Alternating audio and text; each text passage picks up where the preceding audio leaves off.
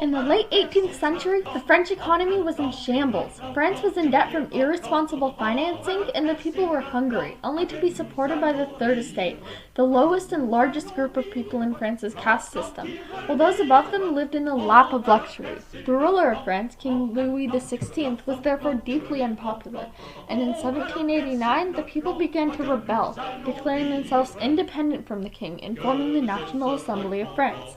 2 years later, they wrote the French Constitution of 1791, so different from the absolute rule of the previous monarchy and an example for many legal systems across the world to come. It highlighted rights that belonged to the nation and provided people with freedoms and privacy they had never seen before.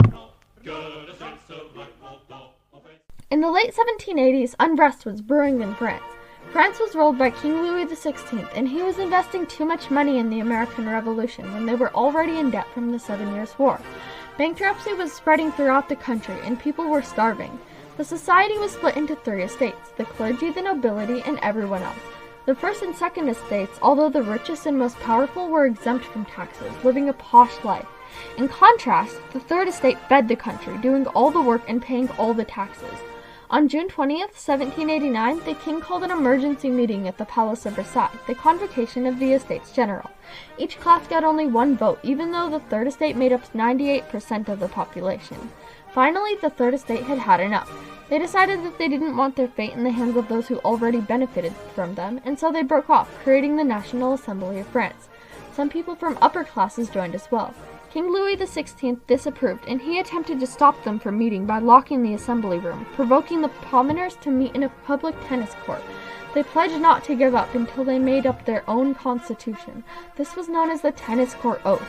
The king let them assemble, but he sent troops to regulate them. On July 14th of 1789, the Bastille, a jail for political prisoners, was stormed. King Louis XVI had fired his financial advisor for siding with the Third Estate, and people were afraid of being suppressed. The storming of the Bastille is a famous historical event and generally viewed as when political prisoners being held captive were freed, but in reality there were only 7. The main focus was to arm themselves with weapons they plundered. They were an unstoppable force. When the governor of the Bastille called for a ceasefire, he was decapitated and his head was mounted on a pike. Bastille Day is celebrated in France on July 14th annually to commemorate this event. The next event came in August, a month later. A document similar to our Declaration of Independence was written, namely the Declaration of Rights of Man and of the Citizen. This document outlined some requirements for ruling France. In October 1790, rumor came around that Queen Marie Antoinette was hoarding grain in the Palace of Versailles where she lived. The result was a horde of armed women marching to the dwelling and forcing King Louis and her to go to Paris. They were sentenced to house arrest and later imprisonment. King Louis's anti-revolutionary beliefs were now common knowledge. It was said that he was disrespecting revolutionary symbols of France like the National Assembly. In fear of further violence, nobility began to emigrate out of France. King Louis and Marie Antoinette tried to do the same by fleeing to one of their generals' property, but were soon found and brought back to Paris. The king and queen running away was frowned upon by a lot of society, but the Jacobins, the most radical group of them all, viewed this as an abdication of the throne. They decided to start a petition for a republic and collected signatures in a park called Champ de Mars. Troops from the National Assembly came in to manage the situation. To begin with, the troops just supervised the crowds, but when people started throwing rocks at them, the troops shot at the people, killing about 50 citizens. This was known as the Champ de Mars massacre. When the French Constitution of 1791 was written, a new light was shed on the future. This constitution promised equal taxes for all, equal penalties for similar offenses, and an end to hereditary rights. One would be able to speak, write, print, and publish whatever he pleases without censorship. You could worship, sign petitions, and own property without government intervention. Leaders would tend to the poor and provide education for the general welfare. Power was considered to be held by the nation, not by any individual, including the king. A new political system, a constitutional monarchy, was established. In the National Assembly, the members who were voted on was to make the laws, only to be approved or vetoed by the king. In certain situations, the powers of a king could even be revoked, demoting him to an average citizen. This led to the declaration of a republic 1 year later. At first, people were elated, but they soon lost faith because the new government failed to remedy their economic status or the vast hunger affecting them. Another problem with the new constitution was that it did not suppress murder. Anti-revolutionary groups began killing those who opposed them, and government officials and others did the same at a much larger scale to their enemies. King Louis XVI was executed by guillotine in 1793 because the National Assembly feared other countries would put him back in power. The guillotine was the most popular way to kill someone back then. Brought into action by Dr. Guillotine, this fearsome instrument was considered a more humane way to kill people. The public execution occurred in the Place de la Révolution. King Louis's last words were as follows: "I die innocent. I pardon my enemies. I only sanctioned upon compulsion the civil constitution of the clergy." The rest of his speech was not to be heard over the fanfare of horns and drums. After the execution, the air was pierced with triumphant shouts of "Vive la Révolution" and hats being thrown in celebration. This event launched France into an era of mass death, increasing the ever-growing popularity of the guillotine. Many people were killed because they were suspected to be anti-revolutionary, which is not only unjust but also hypocritical, as it violated the clearly stated right to express their opinions written in the French Constitution of 1791.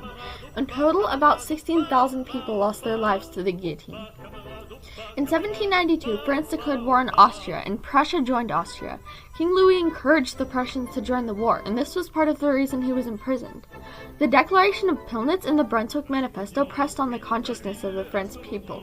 The Declaration of Pillnitz was the Austrian and Prussian leaders stating their disapproval of the revolution, and the Brunswick Manifesto was when the Duke of Brunswick declared he was going to put King Louis XVI back in full power. In August of 1792, the National Assembly declared France a republic. The tables turned when a man named Napoleon Bonaparte came into the picture. He climbed the military ranks and rose from his humble uprising to become a key figure of the revolution, rapidly gaining power, respect, and popularity.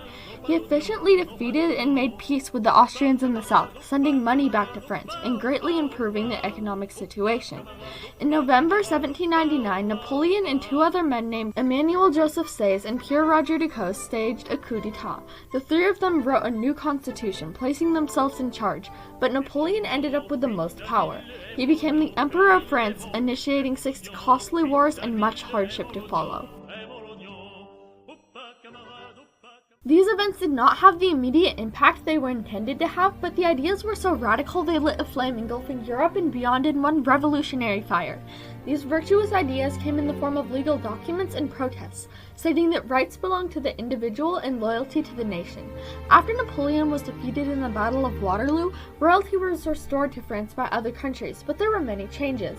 They had a written constitution, and rights and privileges were no longer kept from the commoners.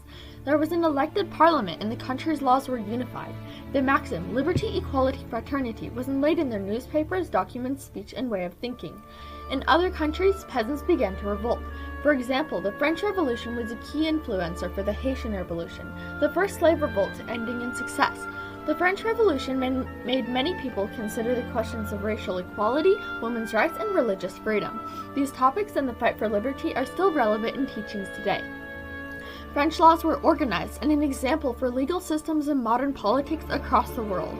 For example, the Universal Declaration of Human Rights, written in 1948, was modeled after the Declaration of Rights of Man and of the Citizen, written in 1789. The French Revolution questioned good and evil and altered the way we think about society and life today.